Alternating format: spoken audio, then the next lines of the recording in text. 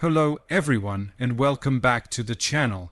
As always, we aim to provide a calm, clear and analytical overview of the most important developments shaping the ongoing war between Russia and Ukraine. In today's report, we'll break down the major political decisions, the diplomatic fallout surrounding a proposed peace deal, Moscow's new military actions, the latest strike escalation across Ukraine, and how the Frontline has shifted in several key operational directions. Over the past period, a series of unexpected updates and geopolitical signals have emerged and taken together. They paint a picture of a conflict entering another tense and uncertain phase. Several events have unfolded almost simultaneously. Ukraine's leadership has rejected a proposed multinational peace framework. Moscow has responded by openly recommitting to offensive military operations, and a large-scale wave of Russian strikes has hit Ukrainian energy infrastructure, leaving parts of major cities in darkness. International observers are now reevaluating where diplomacy stands and whether either side sees meaningful opportunity for negotiation. So let's begin on the political and diplomatic front, where the tone of future developments is increasingly being set. Ukraine's rejection of the proposed peace deal has been one of the most consequential diplomatic decisions in recent months. According to Western and Ukrainian reporting, the proposal presented to Kyiv included terms requiring Ukraine to concede territory currently occupied by Russia and to accept certain military limitations going forward. These terms aligned closely with Russia's long-standing demands, but were far from acceptable to Ukraine's leadership, which has consistently insisted that territorial concessions cannot form the basis of a lasting peace. Ukrainian officials publicly characterized the proposal as unacceptable and even absurd, a descriptor that has been echoed across major Ukrainian political factions. The reasoning behind this firm refusal appears clear. Kyiv sees any territorial concession as legitimizing Russia's invasion and undermining Ukraine's sovereignty. Moreover, internal political dynamics within Ukraine likely played a role.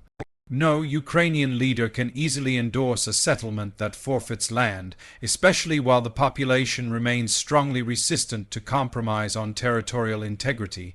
Russia's political response to the rejection was swift and unambiguous. Senior officials in Moscow announced that if Ukraine will not accept the terms offered, then Russia will resume offensive operations with the aim of imposing its objectives by force. Public statements from the Russian leadership reinforced the long-standing position that peace is only possible if Ukraine withdraws from territories Russia claims or currently occupies.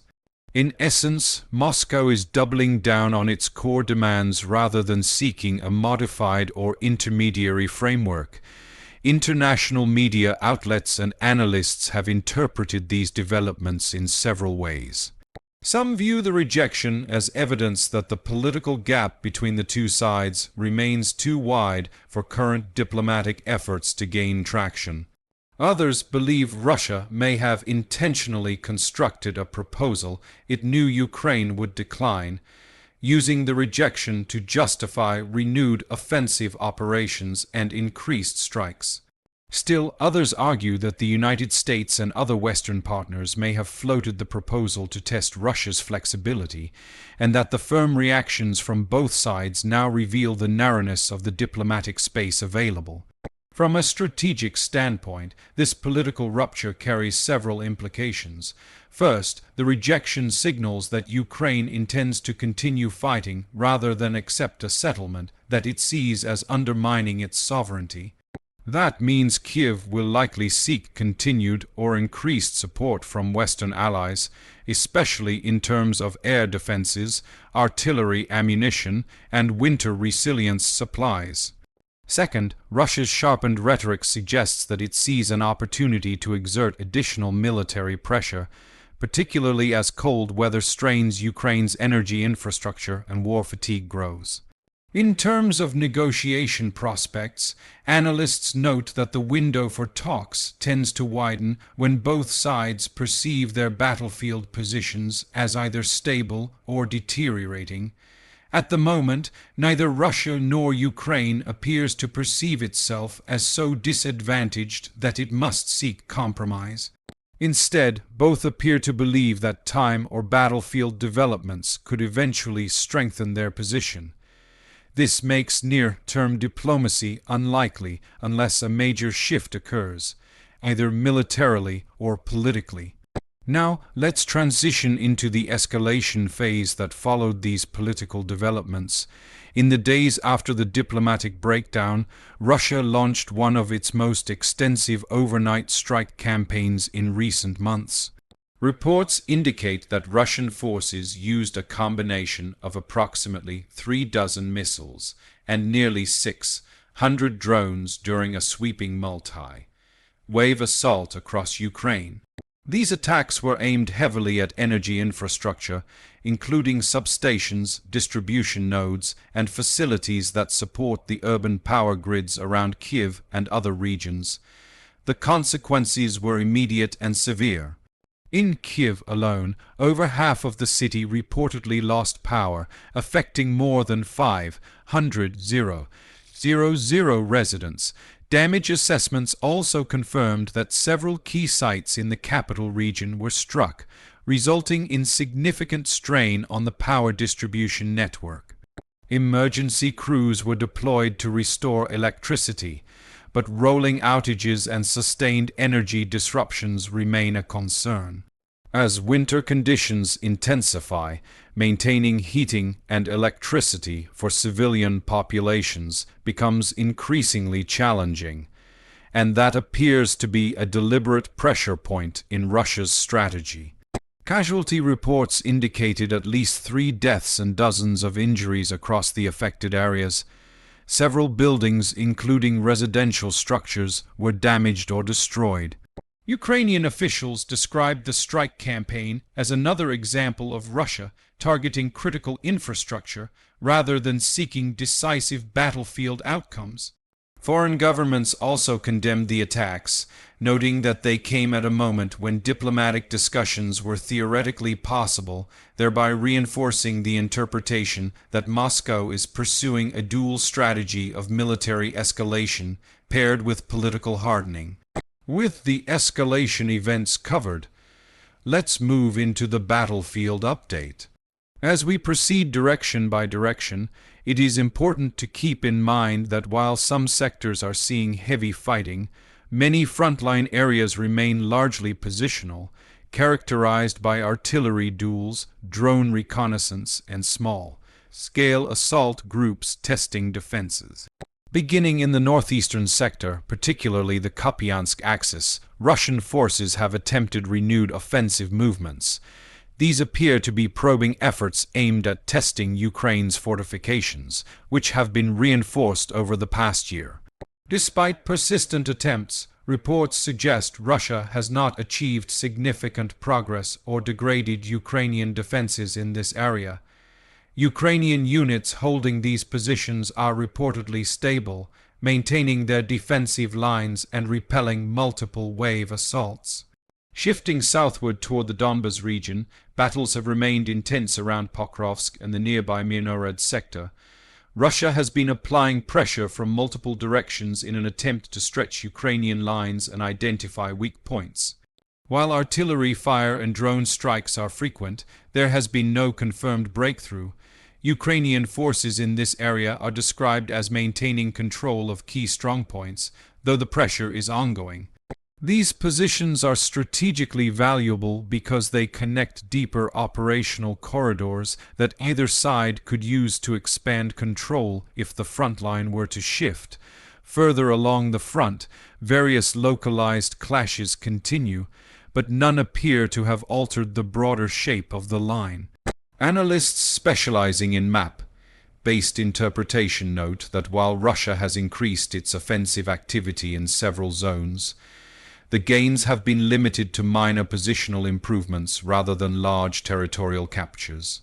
These incremental advances often involve taking tree lines, trenches, or abandoned outposts, which may provide tactical value but do not constitute major operational changes. Now let's move into a more detailed, map-oriented interpretation. Across the Eastern Front, the frontline geometry remains broadly consistent with previous weeks, though the intensity of Russian attacks has increased. The lack of large-scale breakthroughs suggests that both sides are currently limited by weather conditions, logistical constraints, and the steady depletion of manpower and equipment. One notable feature of the recent fighting is Russia's attempt to widen certain salients' narrow protrusions along the front line, where one side holds a pocket of territory jutting into enemy lines. By expanding these salients, Russian forces may hope to stretch Ukrainian defenders and create vulnerabilities that could later be exploited.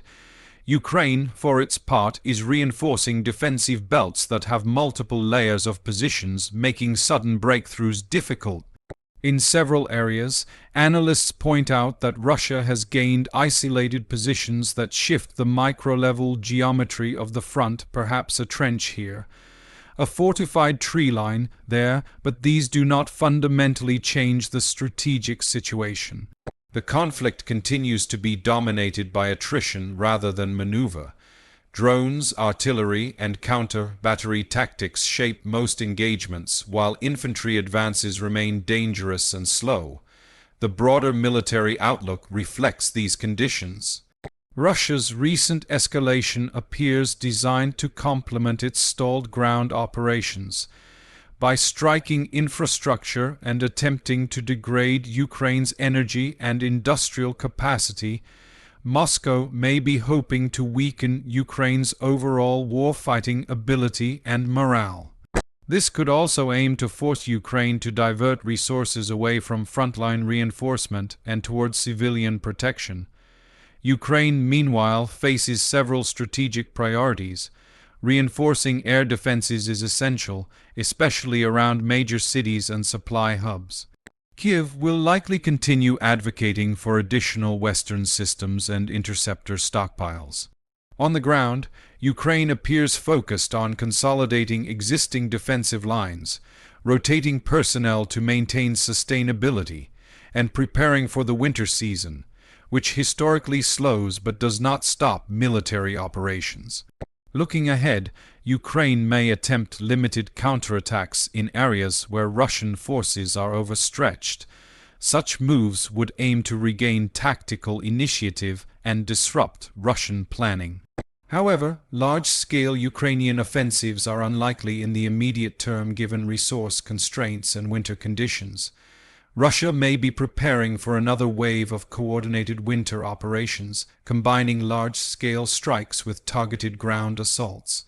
These efforts could focus on sectors where Russia has been applying pressure recently, particularly in sections of the Donbas. The goal may be to gradually grind down Ukrainian defenses, accumulate incremental territorial gains, and ultimately force Kyiv into a more disadvantageous negotiating posture. As we bring everything together, the overall situation shows a conflict entering another phase of hardened positions, both politically and militarily. Politically, Ukraine's rejection of the proposed peace framework has clarified Kyiv's stance. No territorial concessions and no agreement that compromises sovereignty. Russia's reaction signals that it is committed to pursuing its objectives through continued force rather than compromise. Diplomacy, for the moment, has stalled. Militarily, Russia has escalated its pressure with massive strike campaigns targeting Ukraine's energy infrastructure, causing widespread outages and civilian hardship. These assaults serve strategic purposes, weakening Ukraine's resilience, increasing domestic strain, and signaling to both Kyiv and Western partners that Russia is prepared for a long confrontation.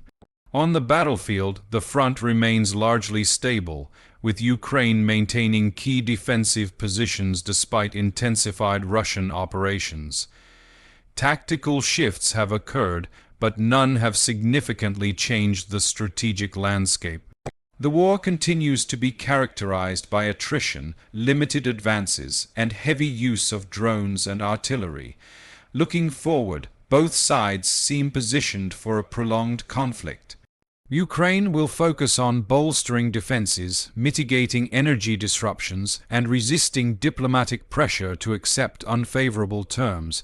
Russia will likely continue leveraging both military escalation and political messaging to attempt to force concessions. Thanks for watching today's extended analysis. If you found this breakdown helpful and want to stay informed as events continue to unfold, feel free to like the video, subscribe to the channel, and check back for upcoming reports as we continue to follow the situation closely.